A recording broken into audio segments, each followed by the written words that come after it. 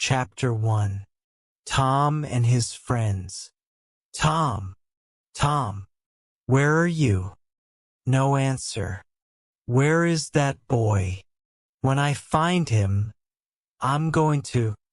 Aunt Polly looked under the bed. Then she opened the door and looked out into the garden. Tom! She heard something behind her. A small boy ran past, but Aunt Polly put out her hand and stopped him. Ah, there you are. And what's that in your pocket? Nothing, Aunt Polly. Aunt Polly put out her hand and stopped him. Aunt Polly put out her hand and stopped him. Nothing. It's an apple. I can see it. Now listen, Tom. Those apples are not for you and I. Oh, Aunt Polly. Quick! Look behind you. So Aunt Polly looked, and Tom was out of the house in a second. She laughed quietly. I never learn. I love that Tom, my dead sister's child. But he isn't an easy boy for an old lady. Well, it's Saturday tomorrow and there's no school. But it isn't going to be a holiday for Tom. Oh no, he's going to work tomorrow. Saturday was a beautiful day. It was summer and the sun was hot and there were flowers in all the gardens. It was a day for everybody to be happy. Tom was the unhappiest boy in the village. Tom was the unhappiest boy in the village. Tom came out of his house with a brush and a big pot of white paint in his hand. He looked at the fence.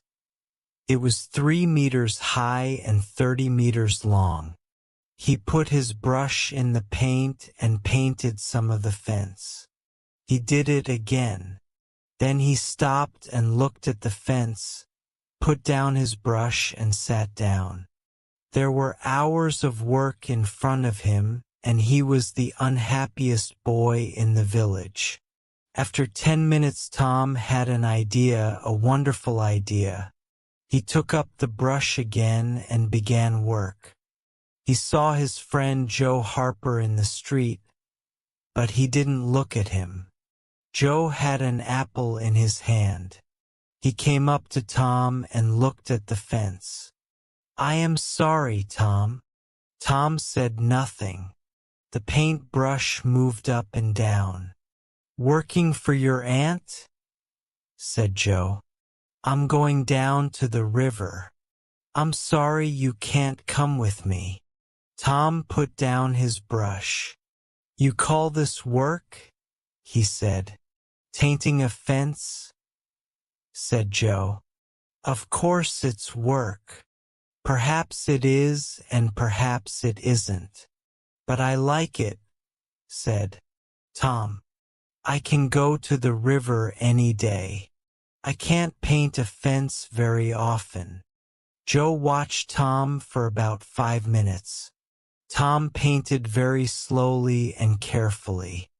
He often stopped, moved back from the fence and looked at his work with a smile. Joe began to get very interested and said, Tom, can I paint a little? Tom thought for a second. I'm sorry, Joe.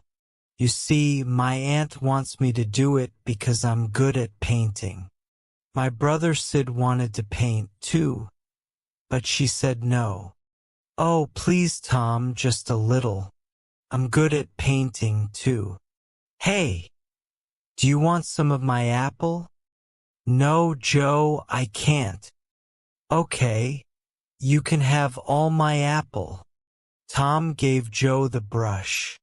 He did not smile, but for the first time that day he was a very happy boy. He sat down and ate Joe's apple. Tom was the richest boy in St. Petersburg.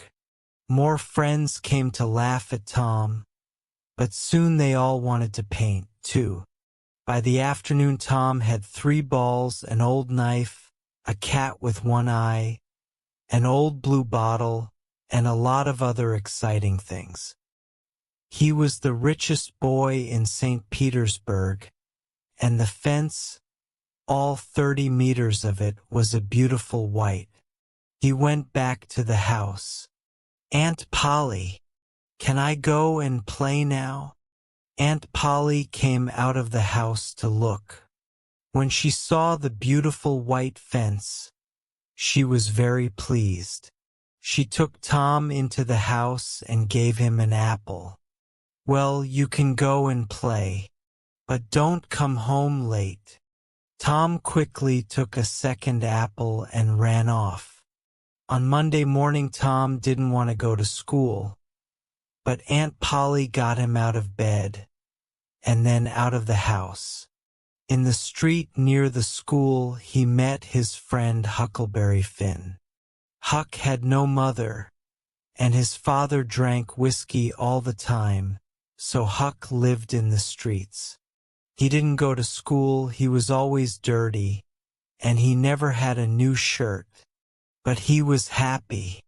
The mothers of St. Petersburg didn't like Huck, but Tom and his friends did. "Hello, Huck," said Tom. "What have you got there?" "A dead cat." "What are you going to do with it?" asked Tom. "I'm going to take it to the graveyard tonight," Huck said. "At midnight, a dead cat can call ghosts out of their graves." "I never heard that," said Tom. "Is it true?" "Well, I don't know," said Huck. "Old Mrs. Hopkins told me. Come with me and see." "Or are you afraid of ghosts?" "Of course not," said Tom. "Come and meow for me at my window at 11 o'clock. After this, Tom was late for school, and the teacher looked at him angrily. "Thomas Sawyer, why are you late again?" he said. Tom began to speak, and then stopped. There was a new girl in the schoolroom, a beautiful girl with blue eyes and long yellow hair. Tom looked and looked. Oh, how beautiful she was! And in 2 seconds Tom was in love. He must sit next to her. But how? In the girl's half of the room there was only one empty chair, and it was next to the new girl. Tom thought quickly, and then looked at the teacher. "I stopped to talk with Huckleberry Tin," he said. The teacher was very, very angry. Boys were often late for school. That was bad. But talking with Huckleberry Finn was worse, much worse. The teacher took his stick, and 2 minutes later Tom's trousers were very hot and the teacher's arm was very tired. "Now, Tom Sawyer, you go and sit with the girls." Some of the children laughed. Tom walked to the chair next to the new girl, sat down and opened his book. The other children began to work again. After 10 minutes, the girl looked up. There was an apple on the table in front of her. She put it back on Tom's half of the table. A minute later, the apple was in front of her again. Now it stayed.